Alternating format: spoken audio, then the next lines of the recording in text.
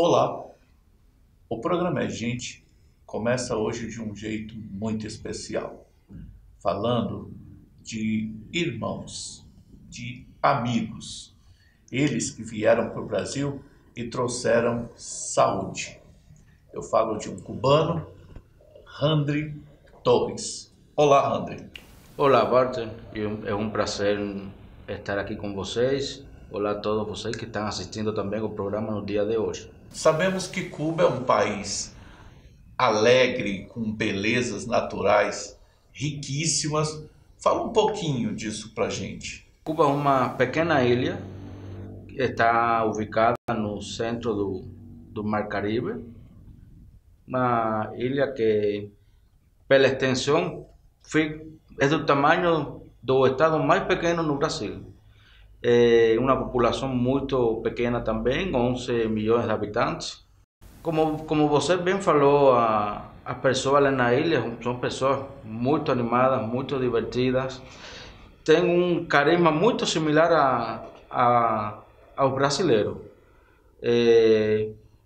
Na cultura também é uma cultura muito similar no Brasil, só com algumas pequenas diferenças no que é o ritmo das músicas. Tem músicas típicas lá em Cuba que vêm de anos, muitos anos atrás, como é o som, como é o cha-cha-cha, e músicas um pouco mais atuais, com interferência de algum jeito do norte dos países do norte dos Estados Unidos, Canadá, como é o reggaeton, principalmente.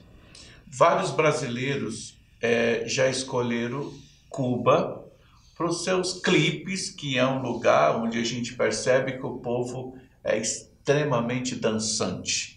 Mas nós tivemos o 10 Passitos, que fez um sucesso no mundo todo. Foi gravado em Cuba? Uma gravação onde participou Luan Santana, teve outra gravação que participou também o espanhol Enrique Iglesias. Essas gravações sim foram lá em Cuba, porém a original foi feita em Porto Rico. Como é uma criança, um jovem e um adulto em Cuba? A formação dessa pessoa. Uma vez que você começa, você tem que culminar todos os seus estudos. Por exemplo, se uma criança que está no primeiro ano do ensino médio, a criança deixa de ir na escola por um mês, 2 meses, a Secretaria de Educação do município onde essa criança mora ativa a polícia para ir em busca dessa criança, para saber o que está acontecendo com essa criança, para saber se é um problema de família, se é um problema com a criança, se aconteceu alguma coisa com a criança, e dar um jeito para reincorporar a essa criança no sistema educacional. Uma criança, ela literalmente ela tem que estar inserida na educação. Tem sim. Isto é uma obrigação dos pais. É uma obrigação dos pais. Quando os pais não cumprem essa obrigação, então é que se ativam outros fatores. Se ativa, como já falei, a Secretaria de Educação, se ativa a polícia. Outros fatores que se encontram vinculados à educação das crianças lá em Cuba. André, você tem um país que para muitos e muitos outros países é considerado um país quase como se o povo vivesse em sacrifício. O que você determina que em Cuba tem que é bom demais e o que você define que em Cuba tem que é ruim? Ruim em Cuba, a economia. Todos os países do mundo, todas as pessoas que visitam Cuba sabem que o principal problema que tem Cuba é o problema econômico, já seja pelo embargo, já seja porque Cuba não tem recursos naturais para exportar, não tem petróleo. É uma situação meramente, principalmente econômica. Bom demais a solidariedade da pessoa. A pessoa não tem comida em casa, o que tem é um prato de arroz e feijão, e você chega da rua e elas são capazes de compartilhar isso com você, sem mirar para trás, sem mirar ao outro lado. Existe estado aqui no Brasil que ainda funciona assim, e eu posso te garantir que é no extremo do interior. Quanto mais do interior, mais o brasileiro tem esse jeitinho cubano então. E o Handry médico, Fala um pouquinho desse Handel que se preparou lá em Cuba para atravessar a fronteira. Eu sou formado há 14 anos, formado como clínico geral, com uma pós-graduação em saúde familiar e também em ultrassonografia. Depois de eu formado, eu fui a prestar meu serviço lá na Venezuela, onde morei 4 anos e meio, trabalhando na saúde pública também. Terminaram o contrato na Venezuela, eu voltei para Cuba, me reincorporei no sistema de saúde lá em Cuba, a trabalhar na atenção primária, que é a principal função da saúde cubana, porque as pessoas falam, Cuba é uma potência médica. Não é que Cuba seja uma potência médica, é que Cuba enfoca a saúde à prevenção. Como Cuba está passando esse período da pandemia, Handel? Geralmente quando acontecem estas situações, como aconteceu quando o vírus da H1N1, com a epidemia do cólera, quando tive a primeira epidemia do dengue lá em Cuba, Cuba tem um sistema de monitoramento, um sistema de pesquisa que é muito efetivo. Gracias a ese sistema, que es la pesquisa, dos casos realizada por estudiantes de medicina, por enfermeras, por técnicos, que todos salen na rua, van casa a casa procurando os possíveis pacientes que possam apresentar algum sintoma relacionado com a doença, y en ese momento esos pacientes no fican en casa. No existe ese isolamiento vertical en casa. En Cuba eso no existe. O isolamento em Cuba é no hospital. Você apresenta algum sintoma e nesse mesmo momento você é encaminhado diretamente ao hospital. Na pandemia do coronavírus aconteceu do mesmo jeito. Fecharam a faculdade de medicina, fecharam a faculdade de estomatologia e todos os estudantes foram ubicados nos postos de saúde em função dessa pesquisa dos casos na comunidade. Você está no Brasil.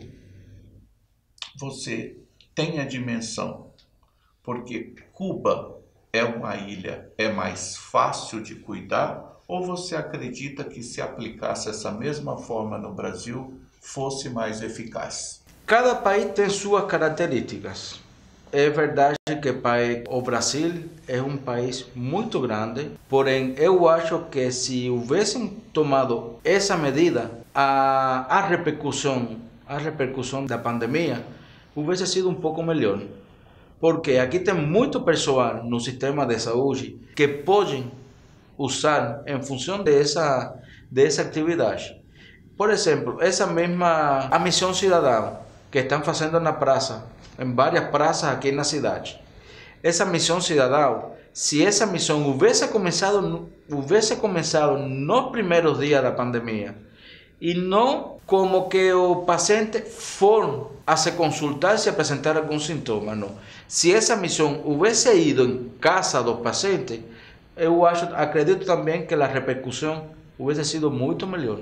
Pela informação que se tem, teve vários médicos cubanos que foram para a Itália, que foram para outros países nesse período de pandemia. Fala um pouquinho sobre isso, né? Foram médicos cubanos para a Itália, foram médicos cubanos para a Argentina, foram médicos cubanos para México, acho que também foi uma brigada, e para vários países na África. Muitos deles já estão voltando para casa.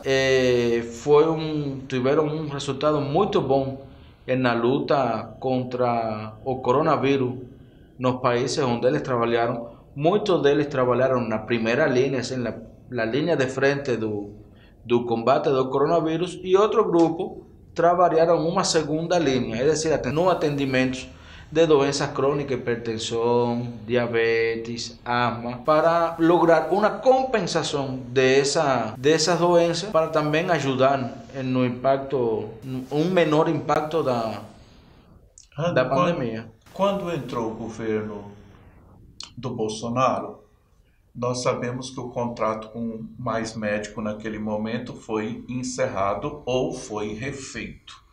quantos médicos cubanos tinham no Brasil e quantos retornaram para Cuba? Tinha uma média de 11.000 médicos cubanos aqui no Brasil. Deles voltaram para Cuba em média uns 8.000. E hoje estamos aqui no Brasil na média de 3.000 e 3.500 médicos cubanos. E nesse novo projeto que está atuando agora, existe uma grande falta de médico, que teve o Dr. Wellington aqui com nós, e ele disse exatamente isso. Se já estava faltando médico, nesse período de pandemia ainda está faltando. E a prova do Revalida, ela vem acontecendo ou já há quanto tempo ela não acontece? A última prova que foi aplicada foi no ano 2016. Já vai fazer 3 anos, não tem prova de revalida, nenhuma das universidades está fazendo a prova. Mais de 15.000 médicos formados no exterior, entre médicos brasileiros, médicos cubanos, médicos bolivianos, paraguayos, que están esperando acontecer esa prova, porque con el objetivo de se regularizar profesionalmente aquí en el país, y por enquanto están siendo subutilizados. Con el déficit de médicos que tem o país en estos momentos, porque muchos están afastados porque son de grupos de riesgo, otros porque están afastados porque ficaram doentes. Então estão ficando lotados os centros de saúde com filas imensas e não tem pessoal para trabalhar. Se você tiver mais de 15.000 médicos que estão formados, porque muitos deles já trabalhamos no programa Mais Médico, que temos diploma no Brasil, porque eu trabalhei no programa Mais Médico e eu fiz uma pós em atenção de saúde da família e eu tenho meu diploma de especialista em saúde familiar emitido pela Universidade Federal de Mato Grosso do Sul, com minha carga horária, com todos os documentos que precisam. Por que não utilizar esses médicos? Por que não aproveitar neste momento na situação que tem e chamar esses médicos?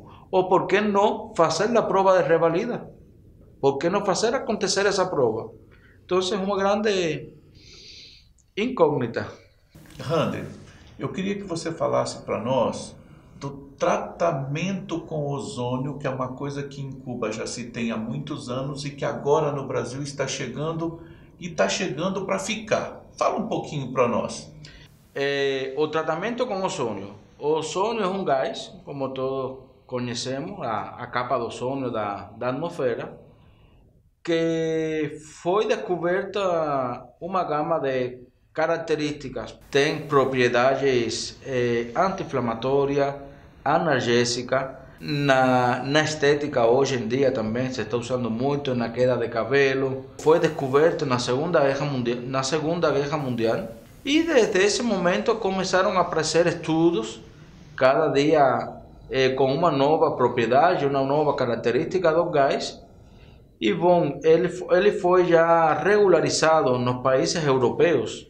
Acho que foram os primeiros países onde foi regularizada esta terapia. E depois foi regularizada em alguns países aqui na América. Estados Unidos tem a terapia regularizada, Cuba, Canadá, México e acho que Chile também tem regularizada a terapia. Aqui no Brasil, nos últimos anos, há uns 20 anos, começou o uso do ozônio. E foi criado também a ABOS, que é a Associação Brasileira de Ozonioterapia. O tratamento do ozônio é regularizado no Brasil? Ele é regularizado para algumas áreas da saúde. Ele é regularizado para dentistas, pessoal que trabalha com estética, farmacêuticos, fisioterapeutas e na veterinária.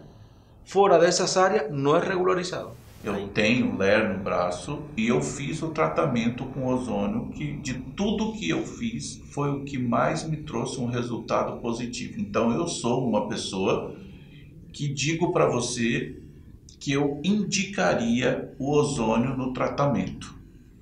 Você acredita até que ponto no tratamento do ozônio? Acredito nele 100%. Por quê? Nas primeiras aplicações que se fizeram do ozônio em Cuba foi em tratamento do câncer de colo e reto. Os resultados foram muito bons. Só temos que ter em conta sempre um pequeno detalhe. O ozônio ele é um tratamento complementar. Ele funcionaria como um antibiótico? Ele funcionaria como o quê? Assim, só para as pessoas de casa entenderem. Ele tem função antibiótica, ele se usa muito no ferimento, nas feridas pós-cirúrgicas, quando o paciente tem alguma situação com a cicatrização, para evitar infecções ou para curar também infecções desse ferimento. Caso de pacientes que apresentam úlceras, que podem ser diabéticas ou úlceras varicosas, também se usa porque ajuda na cicatrização. Ele tem função também anti-inflamatória, por isso foi que você teve bom resultado no tratamento para o LER, e também tem função analgésica, esse que ajuda a aliviar a dor. Olha, eu vou dizer para você que está em casa, pesquise sobre o tratamento do ozônio, porque com certeza vocês vão ficar encantados. Eu sofria dores horríveis e era imediatamente com a aplicação a dor sumia. Não sei se vai funcionar para todo mundo, mas no meu caso eu indico sem problema nenhum, porque quando a gente tem LER, a gente toma muito medicamento que você vai para dormir, até baba, e é horrível porque no outro dia você não dá conta de trabalhar direito. O ozônio não, o ozônio ele é extremamente eficaz, porque ele é um anti-inflamatório. Para mim funcionou como um anti-inflamatório, não tive que usar pomada, não tive que usar outra coisa. E eu já era uma pessoa que eu já vinha de uma longa data fazendo o tratamento. Eu trouxe o Rander aqui porque eu queria que vocês entendessem exatamente que existe sempre uma luz no fundo do túnel e que a gente tem que buscar a mesma informação. Rander, eu queria continuar esse bate-papo com você dizendo o seguinte: tem alguma coisa da medicina cubana que o brasileiro ainda desconhece? Eu acho que não é que desconheça. Eles conhecem, só falta praticar. E a burocracia brasileira é muito complicada para a medicina, ou você que já está no Brasil há um tempo, vê que o brasileiro já está se mexendo e se comunicando bem com o mundo na área da saúde? Eu acho que a saúde brasileira é um pouco fechada. Não sei se é porque ele tem o famoso Conselho Federal de Medicina, que é conservador. Que é conservador, e é como chamam aqui os próprios médicos, a elite da medicina, e eles são muito fechados na hora de receber alguma proposta ou alguma sugerência para algum tratamento. Doutor, sabemos hoje que temos aí modelos famosas com vitiligo, e eu até vou mostrar a foto para vocês, que hoje ela está fazendo o maior sucesso, mas eu vejo que no caso dela é opção. Cuba tem o tratamento do vitiligo, isso já chegou no Brasil? No Brasil não chegou diretamente porque o Conselho Federal de Medicina não aceita o tratamento elaborado por Cuba, porque não sei se é por questões políticas, não sei se é por receio, as causas não sabemos quais são, porém eles não aceitam esse tratamento aqui no país. Mas o tratamento, ele tem alguma mutação no ser humano, por exemplo, causa alguma coisa? Causa não, é como todo, qualquer tratamento que você fizer, você pode ter uma reação. Los medicamentos que usamos aquí no Brasil, que son os mesmos que usamos no mundo todo, pueden dar alguma reação. Isso é, como dizer, impredecível. Tem que ter o acompanhamento médico. Tem que ter o acompanhamento médico. Mas eles não aceitam esse tratamento. Esse medicamento de Cuba, ele vai até quanto? Assim, ele chega no 100% ou ele chega no 30% de solução? Depende do estágio da doença. Se você começar o tratamento na primeira fase da doença, você vai ficar com sua pele com seu tom normal. Agora, se você já tem muitos anos já com a doença, tem a pele muito manchada, não podemos dizer que você vai ficar 100% recuperada, mas em 85, 90% você vai ver a melhoria. Ele dá o bloqueio, ele não deixa expandir? É isso que acontece? Não, o problema é que ele estimula a produção da melanina. Ah, então ele refaz. Ele refaz. Ele é feito com a placenta. Ele é um derivado da placenta. A placenta é uma estrutura que é muito rica em células tronco.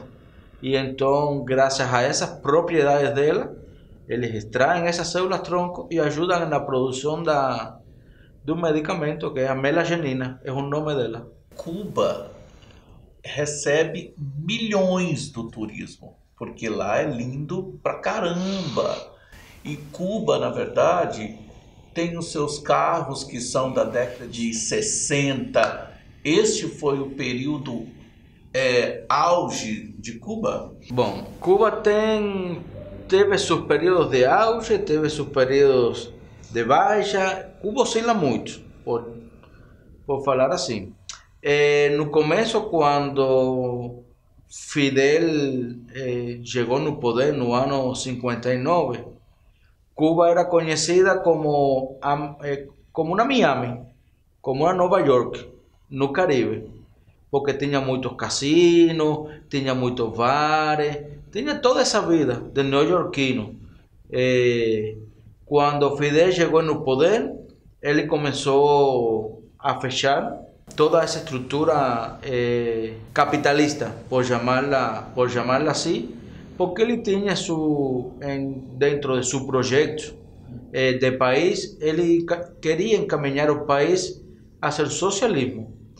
E em todo esse caminho ele fez muita parceria com a URSS, com a União Soviética. Eu acho que quando ele fez essa parceria com a União Soviética, foi um dos momentos em que Cuba teve esse auge. E depois, como todos sabemos, no começo dos anos 90, aconteceu a queda da URSS, do campo socialista, e foi o que começou em Cuba, o que todos conhecemos como período especial. Foi uma crise, um período muito cruel. Não tinha comida, não tinha asseio, não tinha nada. Eu vejo vocês também um pouco franciscano, nessa caminhada toda de ajudar o ser humano ao extremo. Vem médicos que vai para as fronteiras, mas também tem médico que vai para a aldeia, médico que encarou vilarejo, e essas pessoas foram muito gratas a esses médicos corajosos que passaram dias, meses, anos fazendo da melhor forma possível para que aquele povo tivesse saúde. Não te corta o coração de você estar no Brasil impossibilitado de trabalhar? Por dizer de algum jeito, me sinto decepcionado nesse sentido, porque enxergo a necessidade que tem todas essas pessoas de ter um atendimento e não estão tendo. Podemos ver, tem áreas indígenas agora que não tem atendimento nenhum, que por isso ficaram agora muitas áreas doentes, né? Contaminadas, regiões fronteiriças, que quando o programa funcionava, todas tinham médico também, e hoje em dia não está tendo esse atendimento. Você foi médico no programa Mais Médico em que período? Cheguei no ano 2014, em março, e trabalhei até agosto de 2017. Você trabalhou na Vila Mamed, aqui em Rondonópolis, e você saiu, mas você deixou toda uma população encantada com você. Você encontra essas pessoas ainda por onde você anda? Como que é a sua relação com essas pessoas? Ficou como se fosse uma segunda família para mim. Não é só o fato de encontrar elas, muitas delas me chamam com muita frequência ainda para fazer alguma consulta. Muitas vezes eu vou em casa deles também a dar alguma assistência porque estão precisando. A relação foi... Não tenho palavras para explicar. Como foi para você trazer sua família? Nos primeiros 2 anos eu conheci como funcionava o país o que podia dar certo, o que não podia dar certo, avaliei quais eram algumas comodidades, por falar de algum jeito, podia oferecer para os meus filhos. E depois foi quando eu decidi, nas últimas férias que eu fui em Cuba, eu sentei com a minha esposa, falei o que eu tinha pensado, as opções que nós tínhamos aqui no Brasil, e então ela aceitou. Você saiu do programa do Mais Médico e você não retornou para Cuba. Quantos anos, só para as pessoas entenderem a dor de um cubano que faz o que você fez, escolheu uma nova pátria, quantos anos você vai ficar sem retornar ao seu país? 8 anos. É uma lei. Não é uma lei, porque quando você vai a estudar a Constituição cubana, não existe nada escrito em relação a isso. Simplesmente é como um castigo. Eu posso voltar a Cuba agora. Eu tenho 4 anos que eu fiquei, 3 anos que eu fiquei, que eu decidi não voltar. Se eu quiser, acontecer 2 coisas. A primeira, eu chegar no aeroporto, não me deixem entrar no país, eu tenho que voltar. E a segunda, me deixam entrar no país, porém depois não posso sair. É um regime que se tem, que é militar, né? Que vocês têm que entender quando vai fazer essa escolha de não voltar. São 8 anos, impedidos. Se tivesse que reviver hoje a história, você acha que Fidel fez o melhor que tinha para fazer naquele momento, ou o que o Fidel fez foi levar Cuba ao fracasso? O melhor, naquele momento, só que ele ficou como acomodado. Ultrapassado. Não ultrapassado, no sentido que ele confiou muito no campo socialista. Ele nunca previu a queda dele. E então Cuba ficou como se fosse um parasita. Todo vinha da URSS, todo vinha da URSS. Os carros eram os Lada, os Moscovi, todo vinha da URSS. Os ônibus, quando quebrava algum ônibus, procuravam a peça na União Soviética. E ele ficou muito apegado a isso e ele não desenvolveu no país uma infraestrutura. Você acha que a União Soviética se interessou por Cuba por que motivo, Randall? Eu acho que foi pelos ideais do socialismo. Ferrar os Estados Unidos? Ferrar os Estados Unidos de alguma forma? Não foi não acredito que seja no sentido de ferrar os Estados Unidos. Foi no sentido de que os 2 presidentes tinham o mesmo pensamento. Ideológico, a mesma ideologia. No caso dos Estados Unidos é outra história. Sim, e hoje a gente sabe que tem muito cubano americanizado, por ser muito perto. São quantas milhas? 90 milhas, 180 quilômetros. Que isso o cubano pode ir, que dá o quê? 40 minutos de avião? 45 minutos. 45 minutos. Então pode-se trabalhar nos Estados Unidos e ter uma vida em Cuba, porque é muito perto, desde que seja documentado. Mas nós sabemos também na história que morreu muito cubano afogado, houve muito cubano decepcionado com Cuba, querendo partir para qualquer lugar. Aquele garoto pré-adolescente, criança que ia com a mãe ou que ia com os amigos, quando ele chegava na beira desse mar, que ele só via a imensidão, o que esse Randall pensava? Naquela época, eu acho que eu ainda era muita criança. Eu não tinha essa percepção do que é a vida. Eu vivi esses anos dos balseiros, como foram chamados, que eram balsas ou barcos feitos com pneu, com tanque.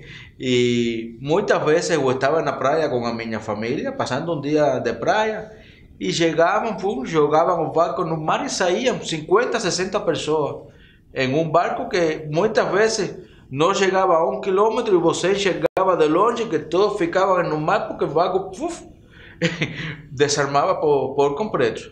Mas eu não tinha essa percepção ainda. Para mim tudo estava bem. Tudo estava bem porque eu não tinha responsabilidade por comida, não tinha responsabilidade por dinheiro. Minha responsabilidade só era estudar naquele momento. André, você é de uma família grande em Cuba. Hoje, você no Brasil, tendo uma condição mais confortável, você gostaria que a sua família também tivesse o que você tem aqui ou você acha que eles estão melhores lá? Não, Walter. Toda pessoa sempre quer o melhor para sua família. Hoje em Cuba a situação é uma situação crítica. Está quase igual ou pior que os anos 90. Falo com a minha família, com a minha mãe, com a minha irmã, falo todos os dias e eles me contam diariamente que a situação é cada dia pior. Com certeza eu gostaria que eles vivessem o que eu estou vivendo hoje em dia.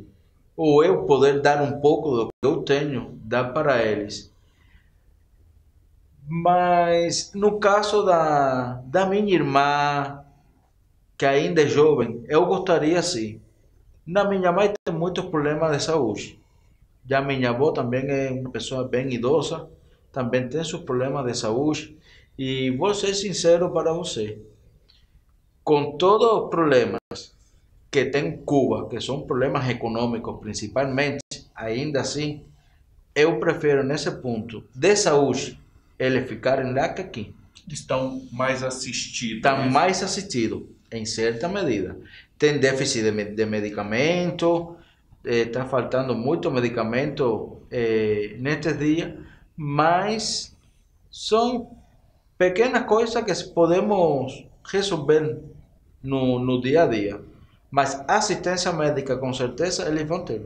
Vocês dentro do mapa mundi, vamos pensar assim, vocês estão numa localização privilegiada, mas também muito ameaçada, porque lá vocês têm cada temporal. Fala um pouquinho disso que é anual em Cuba. Não, lá em Cuba tem uma... a situação dela, imagina, é no meio do Mar Caribe. Por aí, qualquer um dos furacões que é formado no Mar Caribe, ciclones, todos passam em Cuba.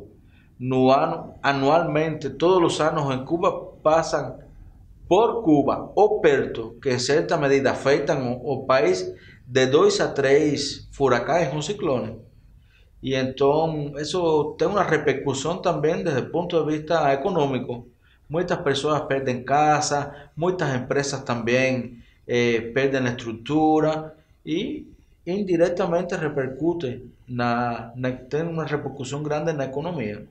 Não, eu acredito que não tem uma pessoa que não queira conhecer a Havana ou que já ouviu esse nome Havana em algum lugar, porque a gente sabe da beleza de lá. A Havana realmente é lindo.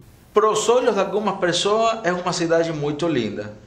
Para os olhos de outras pessoas é uma cidade que está em decadência. É uma cidade que é uma cidade muito antiga, tem prédios que são muito antigos, é uma estrutura muito colonial, principalmente na região da Habana Velha, que é como se chama, que é a que mais gostam onde mais os turistas gostam de fazer a visita. Em geral, a cidade é uma cidade que é muito linda. Dá para você ir lá e fazer um book.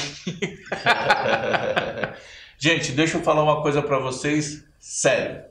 Conheci o Handry bem numa fase que eu fui fazer uma cirurgia. Ele literalmente ficou 30 dias, que foi as férias dele na minha casa. Ganhei um amigo, ganhei um irmão e somos grandes amigos até hoje. E dessa relação de muito respeito, eu apresento para vocês um médico de primeira linha. Este ser humano que trouxe a família para o Brasil, ele não quer muita coisa além do que você quer. Ter o respeito, o reconhecimento profissional e, com certeza, a dignidade. Handry, seja bem-vindo ao nosso país e nós, brasileiros, eu tenho certeza que nós devemos muito vocês que são cubanos, porque vocês enfrentam muitas vezes a necessidade E como você disse, tufão, furacão, tudo passa em Cuba. E esse povo firme que faz do limão a limonada. Parabéns, o seu mar é lindo, o seu país é maravilhoso. E nós, brasileiros, ficamos aqui esperando que vocês nos olhem com o coração iluminado e com esta saúde e com jeito de lidar com a gente muito bem. Obrigado. Obrigado também pelo convite, Walter, e que não seja o primeiro, o único de muitos. É, gente.